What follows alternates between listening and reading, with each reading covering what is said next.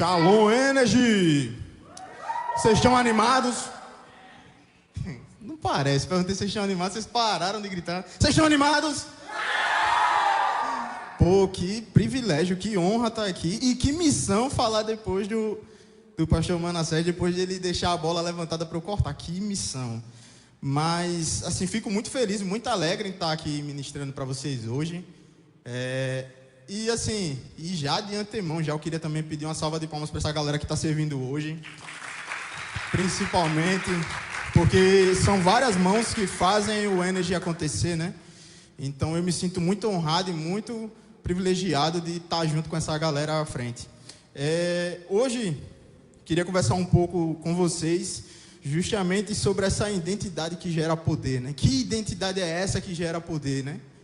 Por que precisamos assumir essa identidade que, desde que nos entendemos por gente, já nos reconhecemos de certa maneira como filhos, né? Porque todo mundo aqui nasceu de uma mãe, nasceu de um pai, e às vezes você não foi criado com sua mãe ou com seu pai, mas mesmo assim você tem aquele sentimento de filho pelaquela figura que te ajudou ali, que te educou, né? E, assim, o fato da gente muitas vezes esquecer quem somos nos causam várias dúvidas, e talvez uma delas comece a surgir assim na idade que vocês estão hoje, e talvez até nem é uma dúvida, talvez é uma certeza, que é o que eu vou fazer da minha vida, que carreira profissional eu vou seguir. Quem aqui já sabe o que pretende ser quando for mais velho, quando começar a trabalhar, ou então que faculdade você quer fazer? Quem aqui sabe? Já levanta a mão, pode levantar a mão. Algum de vocês querem dizer o que é que vocês querem ser? Começar aqui pelos meninos. E aí, o que é que vocês pensam em ser quando for mais velho, quando for começar a trabalhar? E aí? Alguém aqui pensa em carreira militar, em ser policial, em ser, sei lá, bombeiro? Era o que eu pensava quando eu era mais novo também. E aqui do lado das meninas? E aí? Alguém pensa em medicina? Olha, já levantou as mãos aí. Veterinária, acho que é assim que chama. Olha, tá vendo? E assim, não se assustem, mas é muito comum também, com o passar da idade, a gente mudar essa vontade, mudar esse desejo. Tipo assim, eu quando era muito novo, eu queria seguir a carreira militar, mas quando eu fui ficando mais velho, eu fui não pegando tanto gosto pela vida militar. Eu descobri que tinha que acordar muito cedo, odiava acordar cedo. Descobri que precisava ser muito organizado, e misericórdia, ainda não é uma verdade na minha vida o ser organizado. Descobri que precisava ser muito disciplinado com muitas coisas, e eu, pô, isso aqui não é pra mim, eu não sou esse cara, né? E quando eu cheguei no ensino médio, ali perto de fazer o Enem pela primeira vez, eu conversando com meu pai, ele falou: cara, por que você não tenta jornalismo? Ele me explicou o porquê, e eu me via como alguém comunicativo, e eu pensei, por que não? É isso aí que eu vou fazer. Aí prestei o vestibular a primeira vez, na época do... Acho que é SISU que fala, né? Quando você tem que se inscrever lá para entrar na UFAL. Acho que é isso, né? Aí eu coloquei as duas opções. Eu coloquei jornalismo pela noite e jornalismo pela tarde, porque eu estava muito decidido que eu queria ser um jornalista.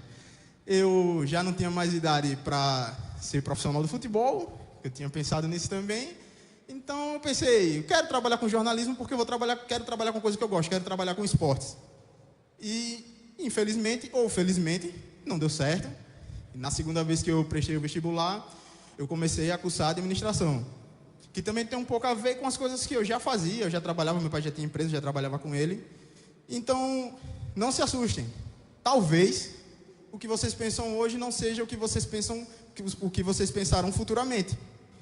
Mas tem um ponto-chave, tem um ponto principal nisso tudo, é que muitas vezes a gente está esperando fazer algo grande ou começar uma nova etapa na nossa vida para finalmente descobrir quem seremos. E assim, vocês precisam entender, todos nós precisamos entender que o que somos é o que define o que faremos. O que eu sou define o que eu faço, e nunca ao contrário.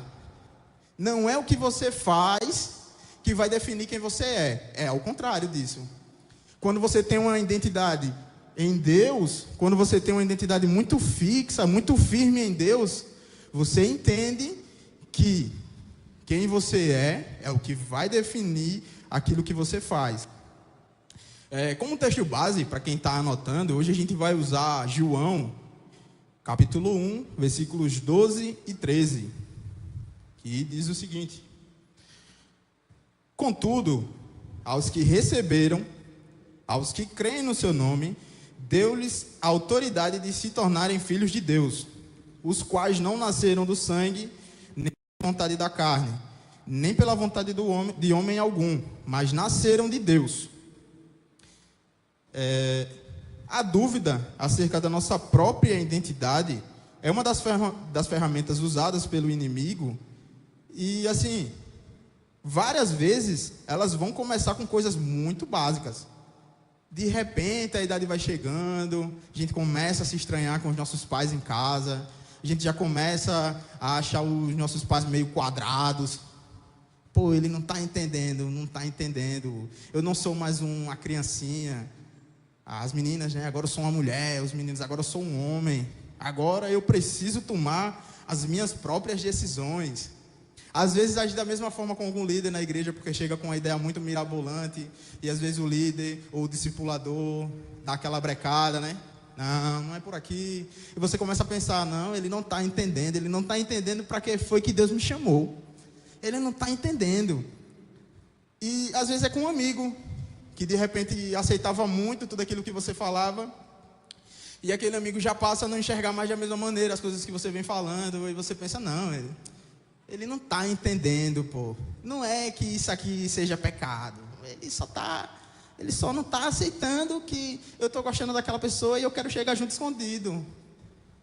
Então, essa dúvida acerca da sua identidade, muitas vezes, ela vai te levar para esses caminhos, e que quando você para e se percebe, como é que isso pode acontecer se todas as pessoas que estão ao meu redor não estão concordando comigo? Então algo tem errado, tem algo errado aí.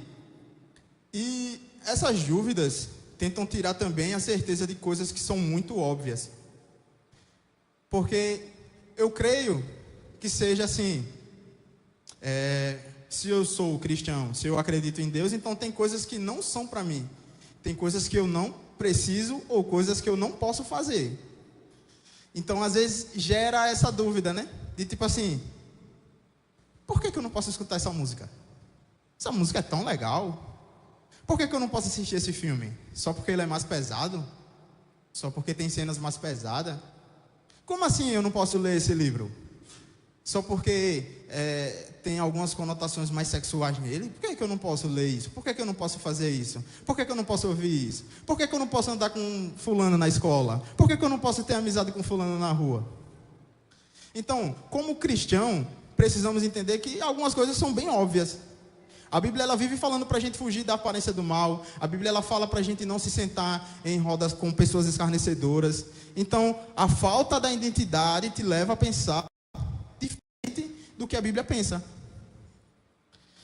E o coração, quando ele está indisposto a isso, ele vai te afastar de Deus. Ele vai te afastar de boas amizades.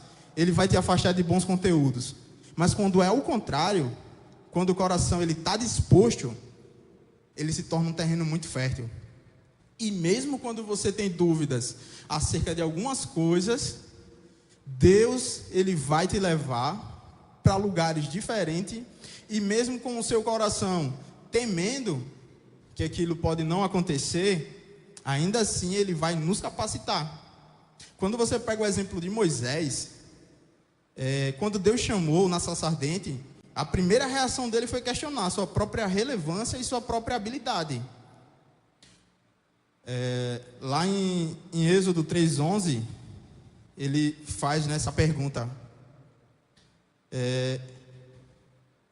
Ele faz essa pergunta: quem sou eu para ir a Faraó e tirar os israelitas do Egito?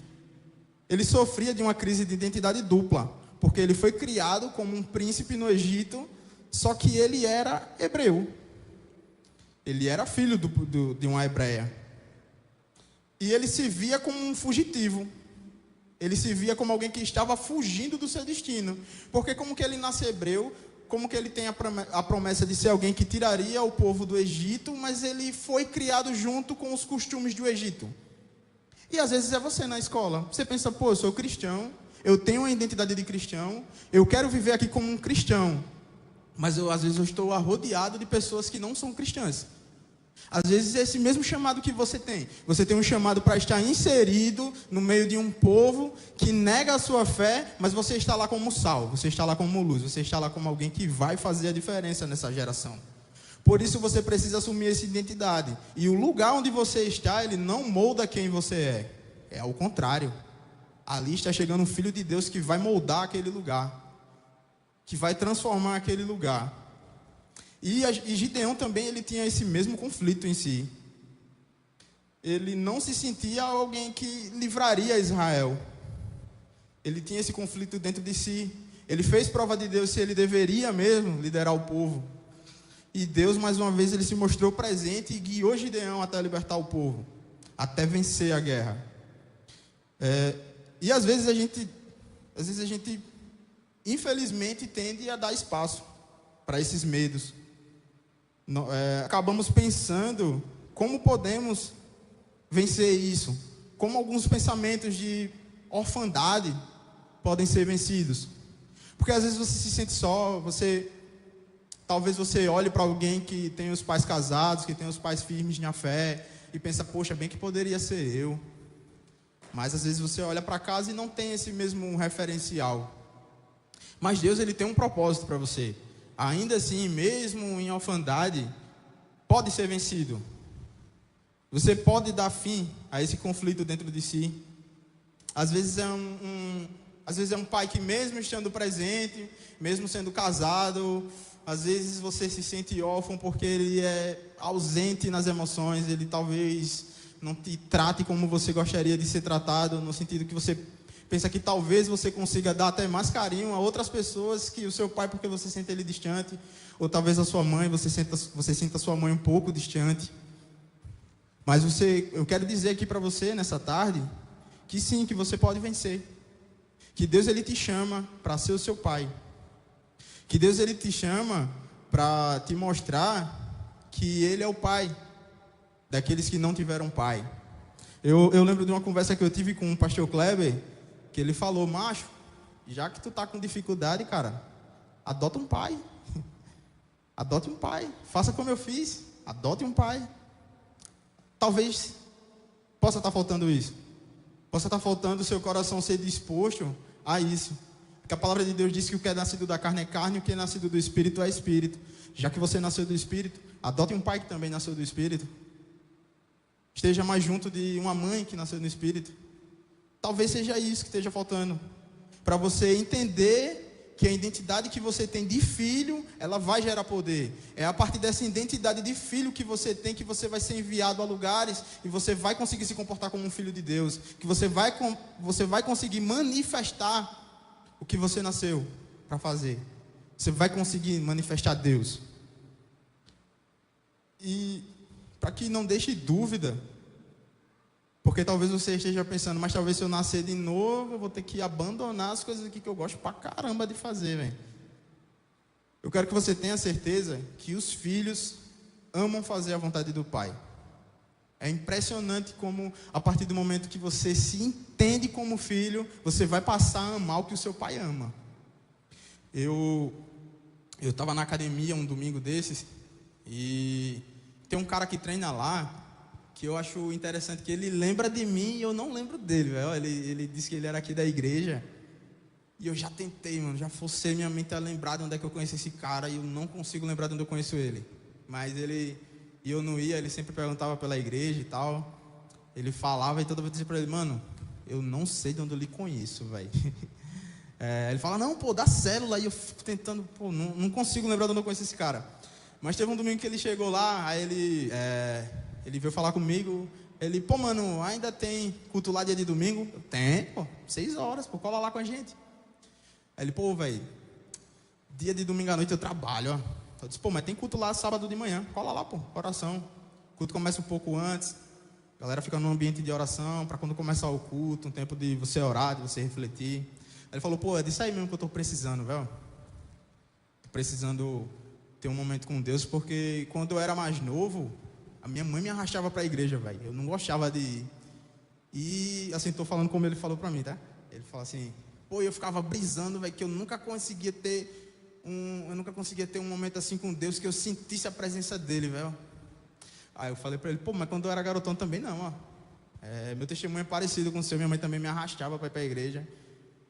Minha mãe não só me forçava a ir para a igreja, como ela me forçava a ser crente, velho. Ela me obrigava a orar, ela me obrigava a ler a Bíblia.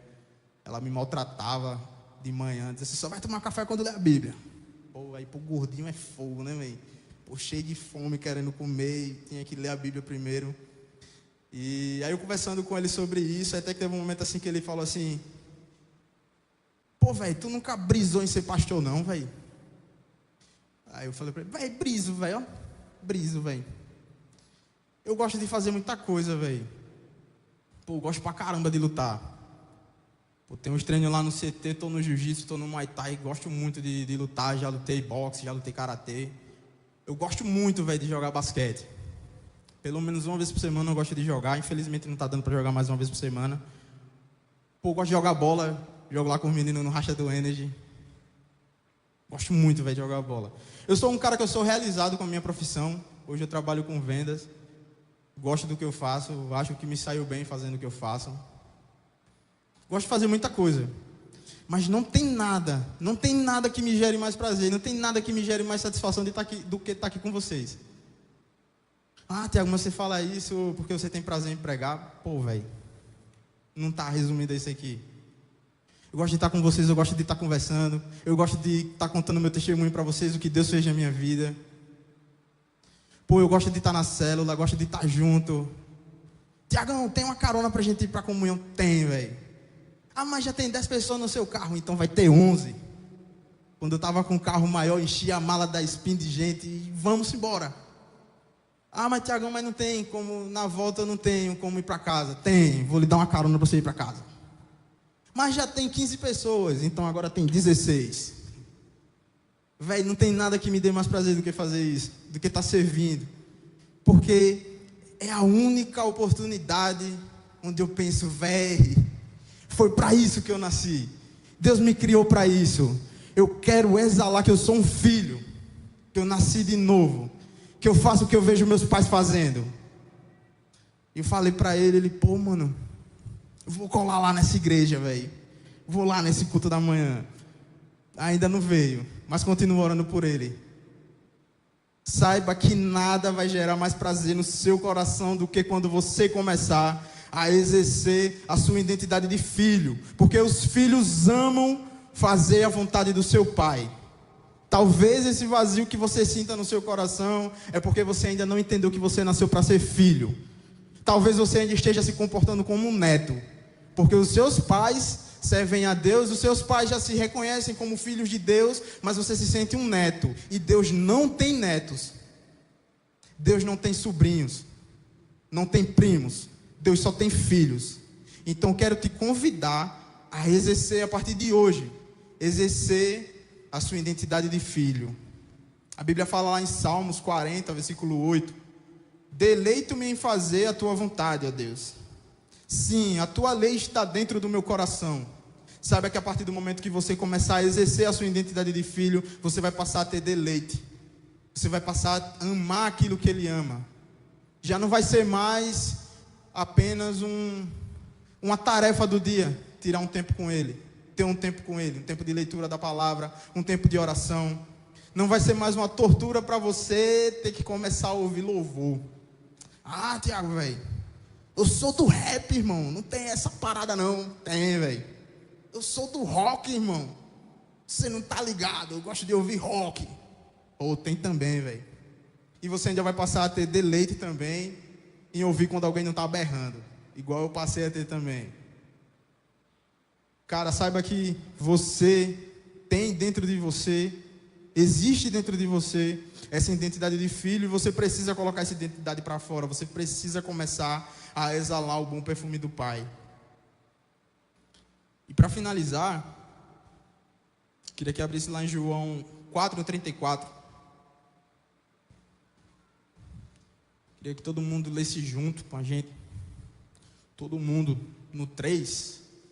A minha comida, disse Jesus. Não, é para todo mundo ler junto, pô. Vamos ler junto.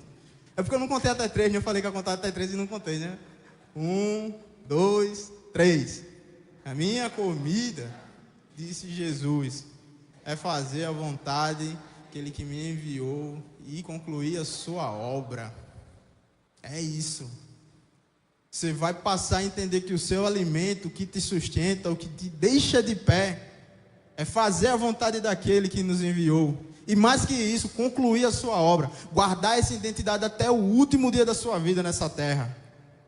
Quem está disposto a começar a exercer essa identidade de filho? Que você possa nutrir esse relacionamento no seu quarto. Que você possa se preencher de Deus no seu quarto. E quando você sair, quando você vir à igreja, quando você for para a escola, quando você lá, você for jogar bola, quando você for, não sei o que é que as meninas fazem o quê? Não sei, ir para academia, não sei. Saiba que quando você estiver preenchido de Deus no seu quarto, você vai transbordar para o mundo. Você vai transbordar essa luz. Vai ser impossível esconder que você é filho de Deus. Mesmo que você queira, você não vai conseguir esconder que você é filho de Deus. Amém? Eu queria pedir para vocês ficarem de pé, por gentileza.